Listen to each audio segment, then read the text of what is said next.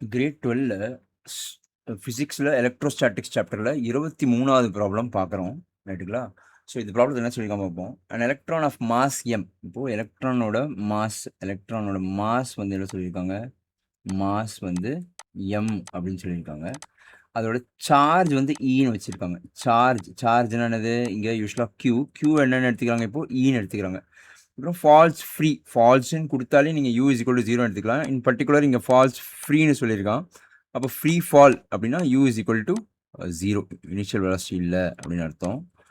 அதுக்கு அடுத்தது through a distance கொடுத்துருக்காங்க. Distance s is equal to ஹெச்ன்னு கொடுத்துருக்காங்க. அப்புறம் யூனிஃபார்ம் எலக்ட்ரிக் ஃபீல்டு, ஒரு யூனிஃபார்ம் எலக்ட்ரிக் ஃபீல்டில் தான் இருக்குது அப்படின்னு சொல்லியிருக்காங்க. தட் இஸ் ஈன்றது நம்மளோட எலக்ட்ரிக் ஃபீல்டு. சரிங்களா? இப்போ இதில் நம்மளுக்கு என்ன கண்டுபிடிச்சிருக்கான், டைம் ஆஃப் ஃபால் டி கண்டுபிடிங்க அப்படின்னு சொல்லியிருக்கான்.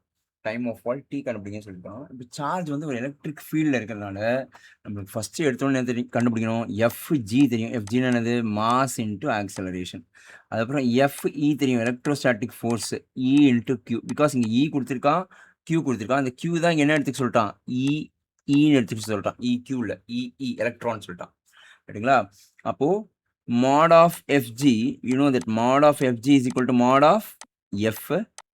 அப்போ ma is equal to e a is equal to e by m. இதை நம்ம ஈக்குவேஷன் நம்பர் 1 வச்சுக்க போறோம். ரைட்டுங்களா?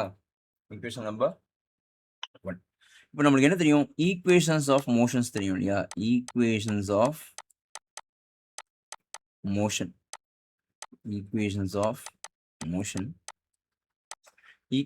மோஷனில் நம்மளுக்கு s is equal to ut plus half at square அப்படின்னு தெரியும்.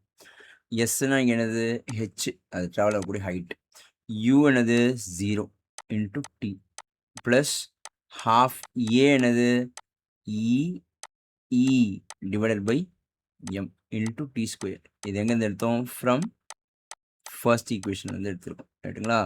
இப்போது ஹெச் இஸ் ஈக்குவல் டு, இது 0 ஆயிடுச்சா, half e by m into T square.